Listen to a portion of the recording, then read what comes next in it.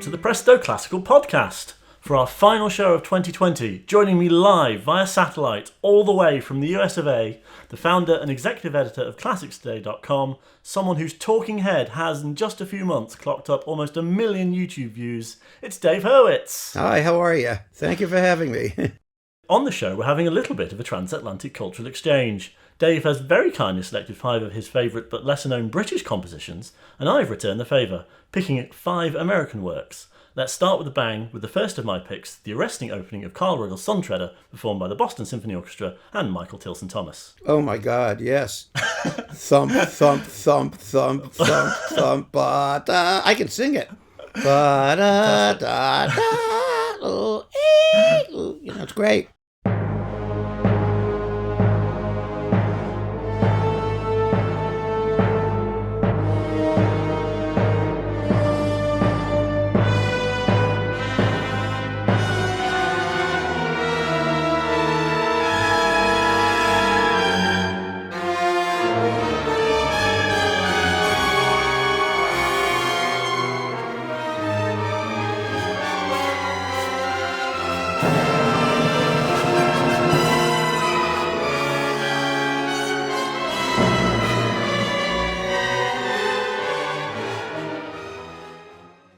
Dave, Charles Ives is often regarded as the quintessential American maverick, but surely Carl Ruggles, a man who claimed that he never learned any music theory at all, even more accurately fits that description. Well, yes, and his music sounds like he never learned any music theory at all, doesn't it? I mean, is he a maverick? Well, yeah, he was. I'm sort of maverick sensitive because Charles Ives, you got to understand something. Charles Ives came from Danbury, Connecticut, which is where my father came from, and which is where my father's family lived and where I spent my time. And my grandfather sold auto parts to everybody in Danbury, including Charles Ives. You know what I mean? So I have this, and he went to my high school, Hopkins Grammar in New Haven, before going to Yale. And while normal high school children were listening to rock and roll, we had these Charles Ives festivals, and things like that. So I'm very partial to Charles Ives, but he was friends with Ruggles. They were close friends, So, and Ruggles was one of those guys who didn't know whether he wanted to compose or paint or do all kinds of stuff. And he was a grouchy old New England curmudgeon. I think his music's great. What particular do you enjoy about Sun Treader? It's noisy. No, what I like about it is that it's angular, but it's melodic. I mean, it has, you can follow it because it has incredibly distinct motives and gestural ideas. And also, when you think about the piece, and the motive is, Sun Treader, life and light be thine forever. Walking across the face of the sun. I mean, it's sort of hard to imagine a musical equivalent to that. But if you had to, something that's sort of like incredibly intense, scorching heat, that sort of thing, then Ruggles does a pretty good job, I think, approximating that. And also, if you look at the score, he has wonderful sort of descriptions of what the music's supposed to be like. There's one point where he marks like a shower of gold. And it's like, okay, well, what does that sound like? So you can see that he's grasping for something very transcendental in the piece. And it does that, in an uncompromising way. So you got to admire it. Dave, your first pick is George Lloyd's magnificent Fifth Symphony. I believe you have a personal connection to George Lloyd. Oh yeah, no, it's a beautiful work. Lloyd was one of those composers. He was such a discovery because he's a modern composer writing romantic music, but it's not like fakey romantic music. It's real romantic music. I mean, it has that obvious emotionalism. It has the love of orchestral color. It's formally kind of big and loose and sort of out there. And the fifth is, it's in 5 movements. Each movement is a sort of character piece. It has a pastoral and then a chorale and then a dance-like scherzo. And I gave the U.S. premiere of this piece in my wonderful little community orchestra, the New York Symphonic Arts Ensemble. And they were wonderful people. They evolved out of the NYU, the New York University Doctors Orchestra. And so they were very, very professionally well qualified. And if you had like a seizure in the middle of a concert, you didn't have to worry because the whole violin section could treat you. And they put me in charge of the repertoire committee. And so we did all kinds of crazy stuff. And I was dying to do a Lloyd symphony because they were so beautiful and fun to play. It sounded like, anyway. And we did it. We did the premiere of the Fifth within just a few moments of Lloyd conducting the British premiere. I think he did it in Brighton or Bournemouth or someplace like that. And we were very excited. Yes, he's a composer who was very sadly neglected by the British musical establishment post-war, ran by a man called William Glock, who looked very much down on music that wasn't the latest avant-garde. So unfortunately he retired, semi-retired as a composer to run a farm in Dorset, and then was writing these symphonies early in the morning and then got back to his farm. That's it. He was injured in World War II. He was very sick for many years. He sort of composed his way back to health. And the Fifth Symphony was one of those works, where he did that. It was the fourth and the fifth. And he was another, talk about mavericks. I mean, he wasn't a maverick stylistically, but he was a lovely curmudgeonly kind of guy who would, we would chat. And when we did the symphony, I have to tell you, it was really very funny. He posted it off to us by surface mail. He thought he had sent it airmail, but he was a little bit vague about these things. And so I spent a great deal of time speaking to customer care with the Royal Mail, trying to figure out what boat this package was on that had the scores and parts. And we finally were able to locate it in an enormous United States Postal Service sorting facility in Hackensack, New Jersey, where we needed a special permission to sit in the parking lot while they went through about 3 billion packages to try and find it. So that we missed the first rehearsal as a result of that, but we found it. So let's have an excerpt from George Lloyd's Fifth Symphony. This is the central rondo section, performed by the Philharmonia Orchestra and conducted by Sir Edward Downes.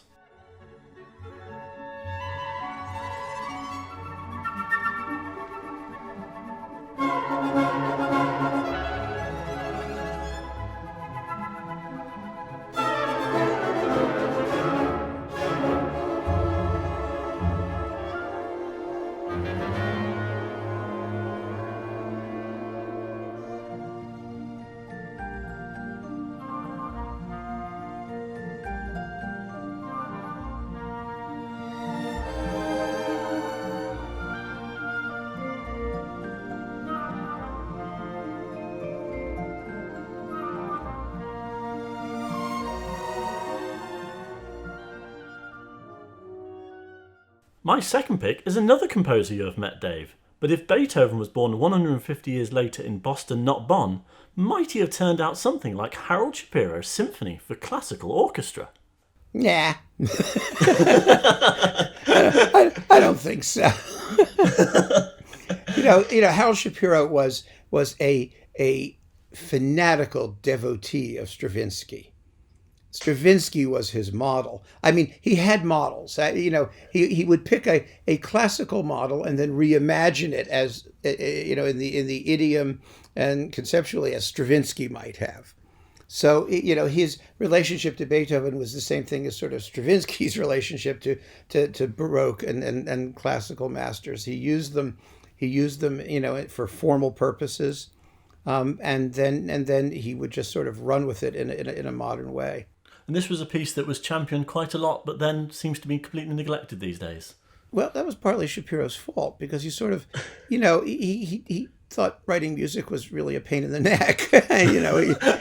He felt that people weren't going to play it accurately. His music's very difficult. It's very rhythmically intricate, and he wasn't getting performances. And because of his debt to Stravinsky and his love of music of the past, he was considered to be somewhat unoriginal by even his contemporaries, who would have been, like Copland and whatnot, who would have been open to that neoclassical aesthetic.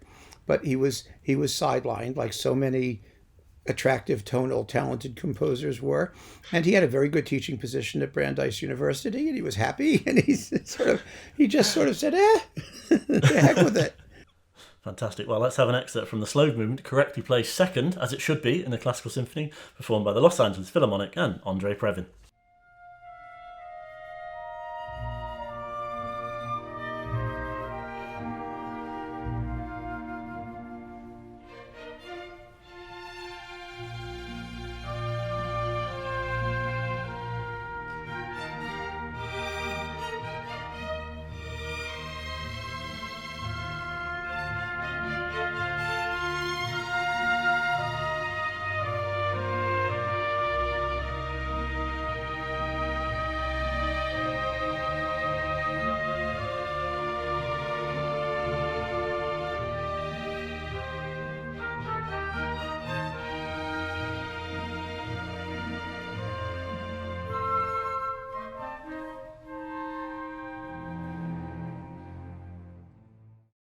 Now, your next pick is Tippett's Piano Concerto. Would you say there's some Beethoven influence here, Dave? Particularly Beethoven's Fourth Piano Concerto? There's a lot of Beethoven in Tippett generally. And yes, Tippett himself said so. The piece, I love this piece. I really do. I mean, I just want to give a shout out. Tippett's, orchestral music is kind of gnarly and difficult in the sense that he really was, like Beethoven, a composer who struggled. He struggled with the substance of music and how it was going, it was going to beat it into submission to express what he wanted to.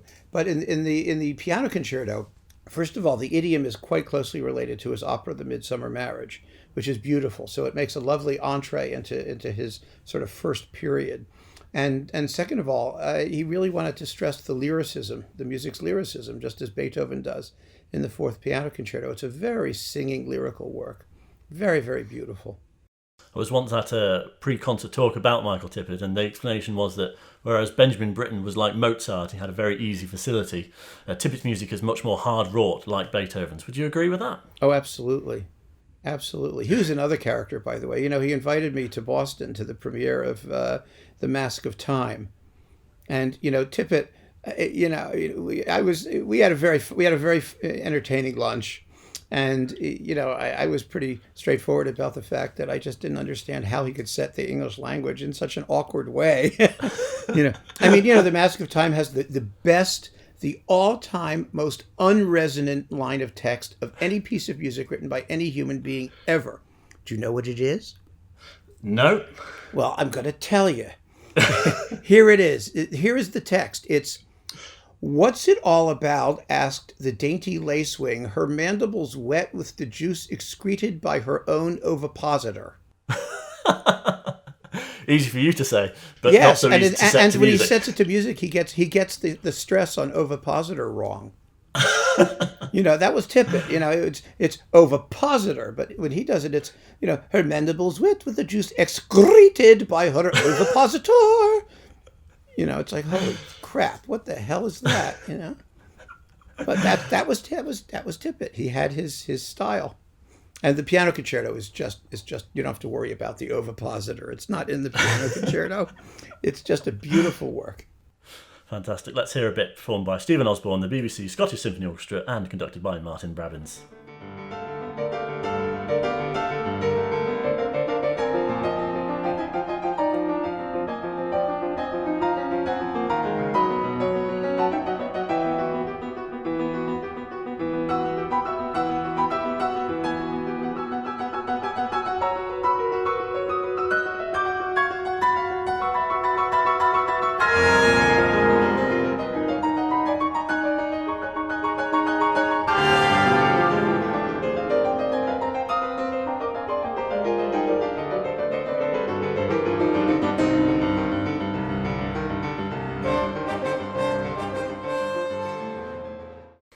Dave's next pick is Frank Bridges' second piano trio, and whereas George Lloyd was dismissed in his time for being too conservative, Frank Bridge was criticised as being too modernist.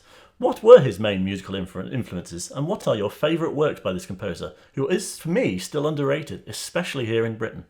Well, I haven't actually figured out what his influences were. I mean, he was a modernist. I mean, he was, his style. He started out, let's put it this way, as a not terribly interesting, sort of late romantic, kind of pale, uninteresting British composer of a generic type, and then he really evolved into something special. And he was interested in modern music. He was interested in Bartók. He was interested in Berg and the Second Viennese School. I mean, that's how he interested Britten in those composers. Of course, Britten was his big pupil. But the second piano trio, I find it just a haunting piece. It's icy cold. It's very creepy. It has these almost frozen, numb textures. But again, the argument isn't hard to follow. And the writing is very, very skillful. It has very open sonorities, with very spare lines in the piano and the instrumental lines, well spaced out. So it's fascinating to hear it almost as a sound object in space. You know what I mean? I don't know how else to describe it. It's disturbing in a way, emotionally disturbing. It's troubled. his late music tended to be, but very compelling. Who was, of course, Benjamin Britten's teacher, and perhaps some of the music that you find in pieces like Turn of the Screw come from his, you think? Well, yeah, possibly. I think, like all good teachers, I think he was really able to help his students find themselves. They don't sound like him, particularly. And again, if you had to say to me, what does Bridge sound like? That's one of the reasons I think he's not as popular as he deserves to be.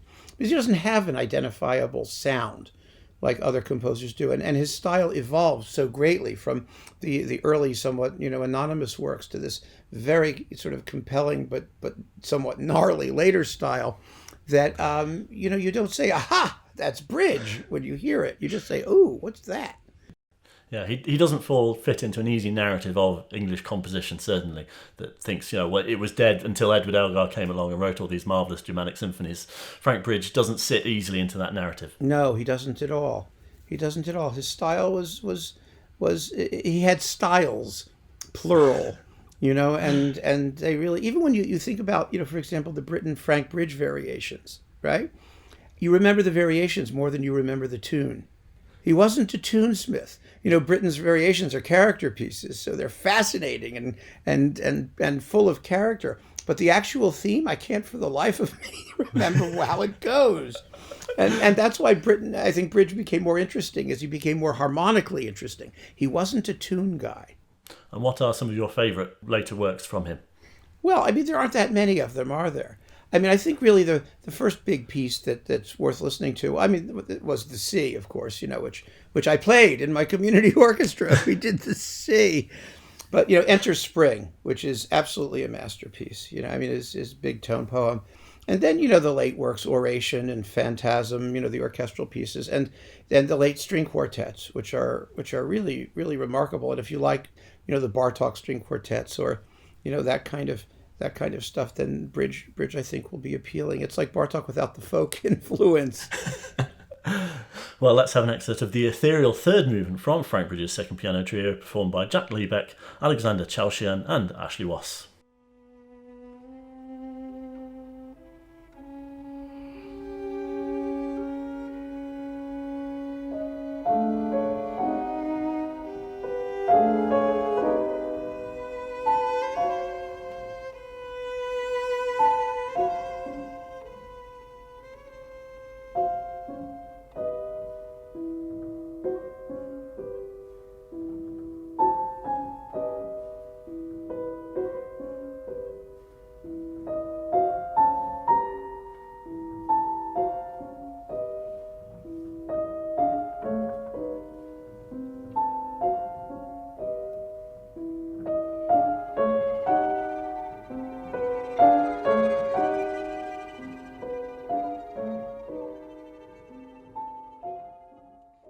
The piano quintet by Amy Beach was a real discovery for me this year, Dave. How does this quintet match up with the classics of the genre from Brahms, Schumann et al.? And what were the main influences in the New England school of composition?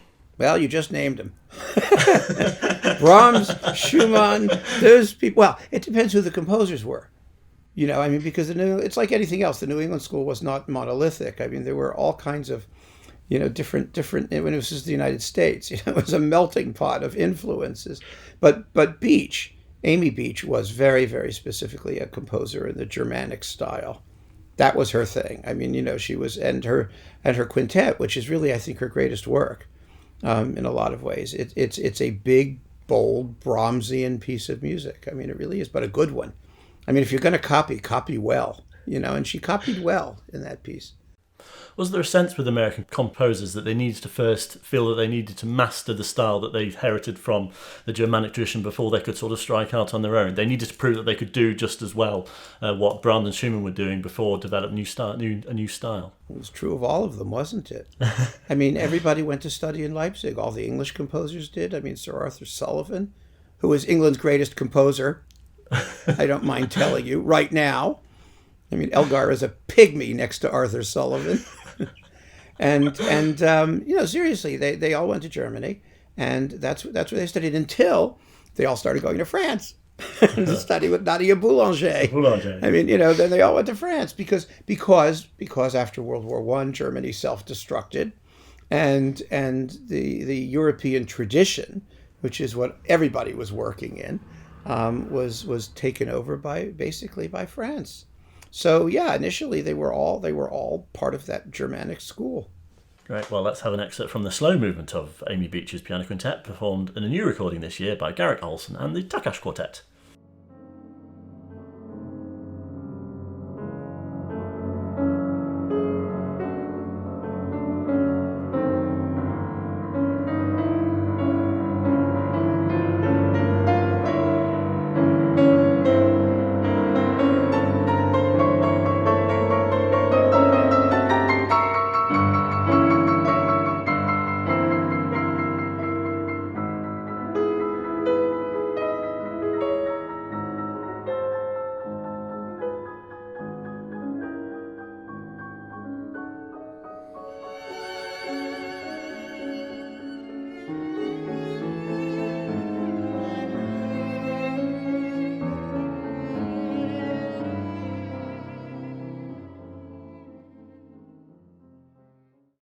My next piece is Jennifer Higdon's All Things Majestic. Now, I have to confess, as a Brit stuck on this tiny island, I love hearing musical depictions of the vast American landscape, which I haven't yet managed to see in person. Have you managed to head out west, Dave? And how well does Higdon depict the American landscape in All Things Majestic? Oh, hell yes.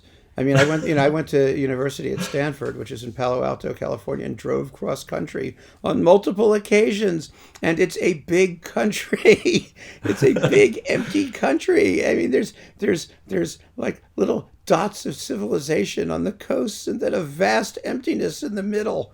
And you have to drive through it, and it's an experience, let me tell you. I mean, when you're in Nebraska, for example, you see a sign that says Lincoln, Nebraska, 300 miles, and you can see it right there. And you know exactly where you're going to be in 300 miles because it's so flat. It doesn't even follow the curvature of the earth. I mean, it's just flat, So yes, I have seen it. To answer your question, I'm sorry. Yes, I have seen the vastness. And it is and vast. How well does Jennifer Higdon depict it then? Well, she does it pretty well. I mean, I'm sort of I'm older. She's younger. I like Copeland for vastness. I mean, he invented the vastness, and I think it's kind of fascinating that a gay Jewish kid from Brooklyn invented vastness in American music. So there's been no shortage of vastness, but she's a very, very, very talented composer.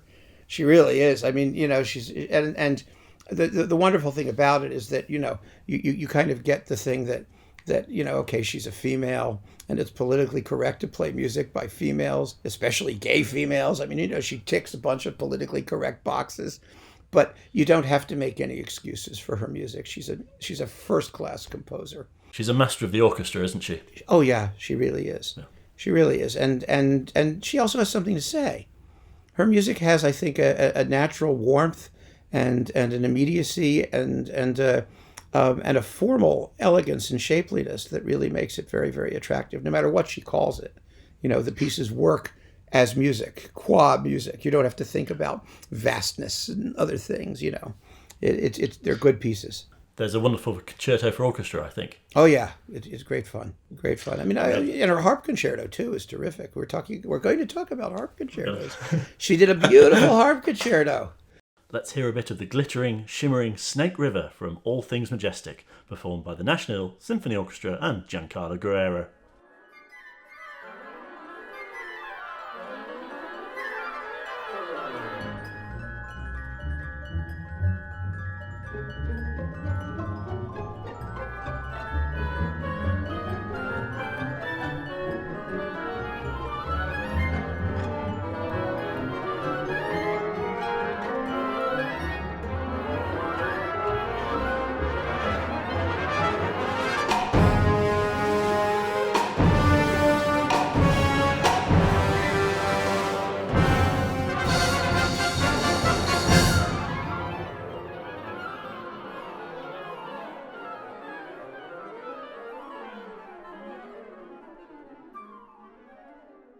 Well, as for depictions of British countryside in music, Aaron Copland said that Vaughan Williams' Fifth Symphony was like staring at a cow for 45 minutes, which is pretty rich given that Aaron Copland's most famous piece would become Appalachian Spring.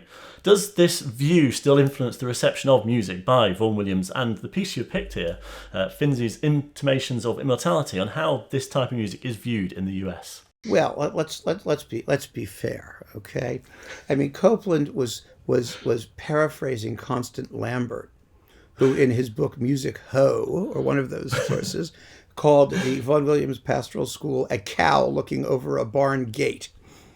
So Copland wasn't the first guy to talk about cattle in association with the British Pastoral School. Now, I mean, to get to your question, nobody in the United States thinks of Finzi at all. I mean, he's so marginalized, and I think partly it's because he died somewhat young, and he was a composer, I mean, who had a somewhat hermetic style, of writing. He's another one. He's hard to pigeonhole. I don't really think he's a member of that pastoral school at all. Seriously, I mean, he was in a way. I mean, he was because he principally, was a composer of vocal music, and his famous poet was Thomas Hardy, which I find incomprehensible. I mean, if you've ever read Hardy's poetry, it's like, oh, it's not about cows, but boy, talk about, the guy was writing poetry in the 1920s. It sounded like he was writing in 1550. I mean, so, as someone who was tortured with Thomas Hardy novels in high school, I never understood that. But Finzi is the greatest setting of, does the greatest Hardy settings. They're beautiful. And his vocal writing, I just think it's exquisite. I think he's a wonderful, wonderful master of setting poetry. I mean, the music is perfectly evocative. It is tonal. It is somewhat romantic. I mean, I think pieces like his cello concerto are magnificent, and the piece I chose, Intimations of Immortality. I mean, if you like Belshazzar's Feast, if you like, those wonderful English choral works, the shorter ones, we're not talking about 19th century oratorio stuff, but really the wonderful modern manifestation of great contemporary choral pieces. Intimations of Immortality is a great option because it's 45 minutes long. The poetry is magnificent, and the setting is as colorful and attractive as anybody ever achieved. It's his masterpiece, really. He's up there with Britain as a setter of the English language, isn't he? I think so. I really think so. I think he was just amazingly sensitive to the meaning of words, and he found the musical equivalents very, very effectively. Let's sample Finzi's Intimations of Immortality, a setting of perhaps England's most famous nature lover, William Wordsworth's ode. This is from Our Birth is But a Sleep and a Forgetting, performed by the tenor James Gilchrist, the Bournemouth Symphony Orchestra and Chorus, and conducted by David Hill.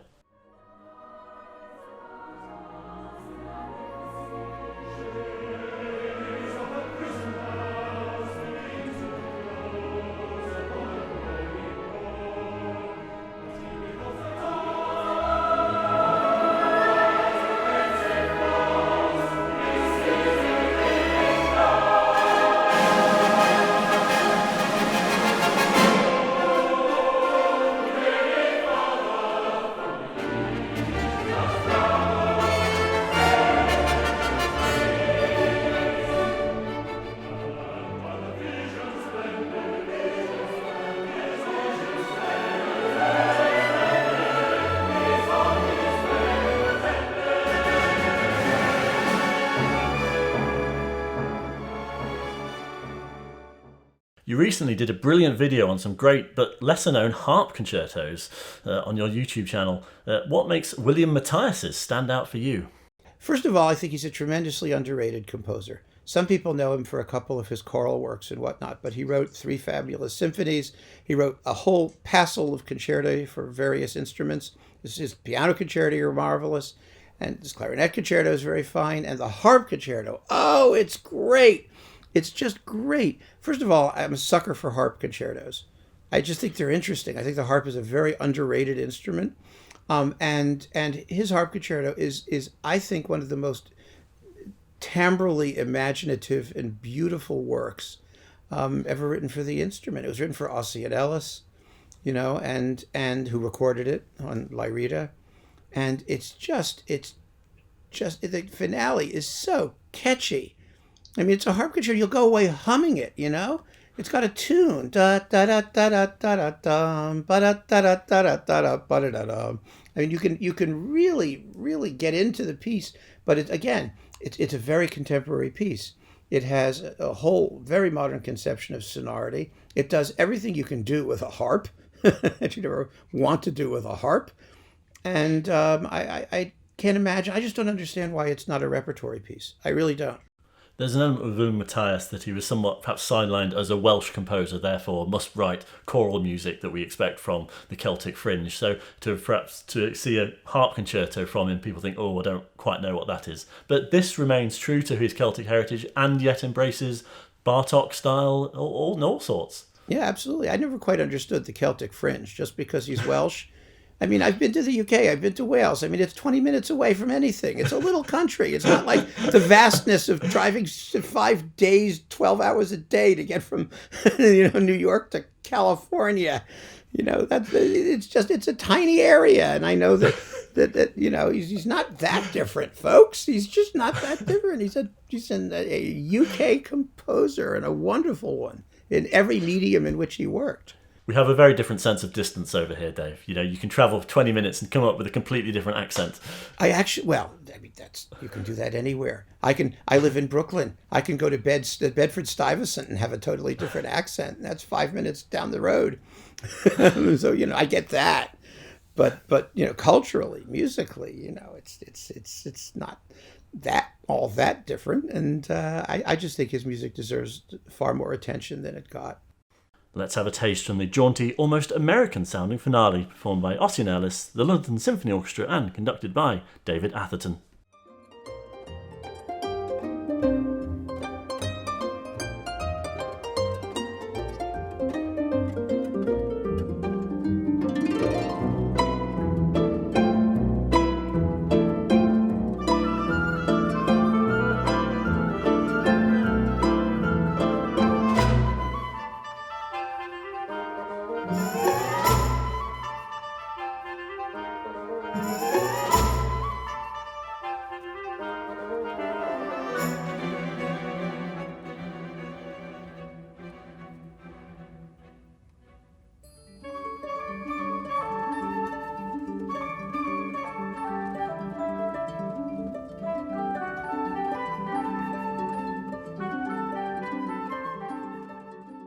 Our final piece is Howard Hanson's Sixth Symphony. Since I know you love a bit of percussion, what were Howard Hanson's key musical influences? Could he say he's the American Sibelius, but with a bit more oomph? No.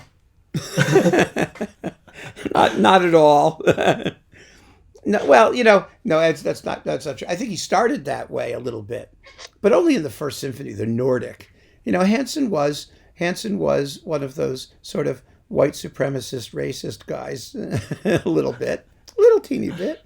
But he was one of those composers who was part of finding the Germanic reinterpretation of sort of the Germanic heritage in American music. He was not a French guy. He was not an impressionist. He was not anything like that. He was from Wahoo, Nebraska, and I've been to Wahoo. There's a little sign that says "Home of Howard Hanson," and the only people who know that he was born there are the people in Wahoo.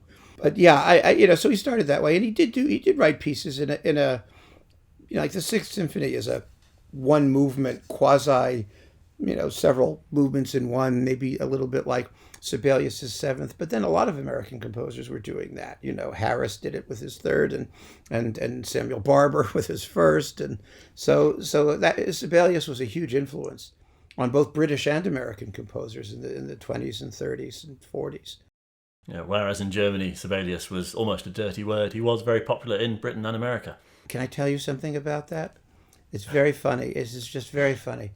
When I went to Helsinki, and because I was writing a book on Sibelius, and I met with members of the Sibelius Academy, a bunch of fairly grim-looking professors, like 3 or 4 of them, and I said to them, what symphonic tradition do you believe most properly describes Sibelius's style? And to a man, they all said Brahms.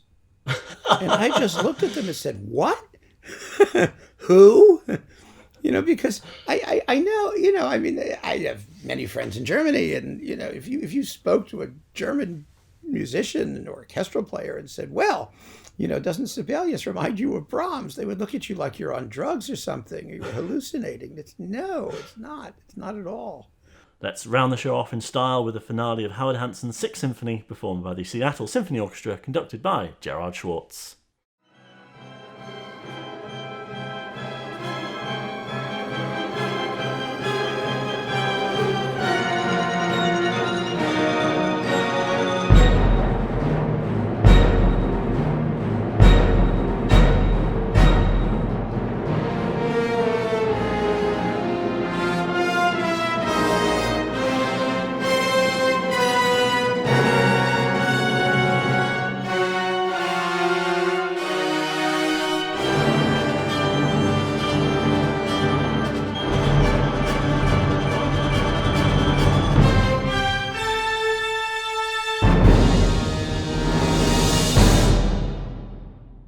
Finally, Dave, I think we've all been amazed by the quality and quantity of your videos that you've been able to put up on YouTube this year. What inspired you for this project, and do you plan to keep on going? Well, boredom and the pandemic. I was trapped at home with nothing to do, and I think I told you when we spoke originally, I have a horror of social media, which is really ironic because I run a website for the past 20 years, and I have a Twitter feed that I almost never use, and a Facebook account that I've never activated, and I try to avoid it as much as possible because it just sort of makes me crazy. I'm old school. I like reading, I like words, I like writing, and so I thought, but friends of mine were saying, you really ought to do YouTube because you'd be a very good stand-up comic, and I'm not uncomfortable with public speaking, so I said, okay. I'll give it a shot. And I had just lots of stuff to talk about, it turned out. So I started talking, and I haven't stopped, as you can hear for yourself, and that's what it is. And you plan to keep on going? Sure, why not? I mean, I'm up to more than, 4,000 subscribers in the first 5-6 months, which I guess is okay. I don't know how any of this stuff works, But I've done about 450 videos now. And so, I don't see, if the supply of music doesn't run out, then I'll keep talking about it, I guess. I just did my first Christmas album. I don't know if you saw that one. Oh, yes, absolutely. The 12 Tones of Christmas. The first dodecaphonic Christmas album on my own proprietary label, Tinnitus Classics. I'm having fun. I'm just having fun, and I hope that people who watch these things have a good time too, because I always subscribe to the theory that music really is entertainment. It's not moral improvement. It's not punishment. It's not something that's going to change your life in a transformative way, unless you're quite crazy, or a performer. In which case it can. I suppose it's your profession, but. I really just want to be entertaining. I want people to see these things and then go listen to something. I mean, just go listen to something. I want people to listen to the stuff. Well, here's to lots more videos from you in 2021. And this being the final Presto podcast of 2020, I'd just like to thank all the people that have tuned in, and especially the people that have made comments about the show. I'd also like to thank my producer, Matt Groom. And I would like to finish with a chorus of Dave's catchphrase now, which is... Keep on listening. Keep listening. Thank you. Have a lovely year-end, holidays, all that stuff. Thank you very much.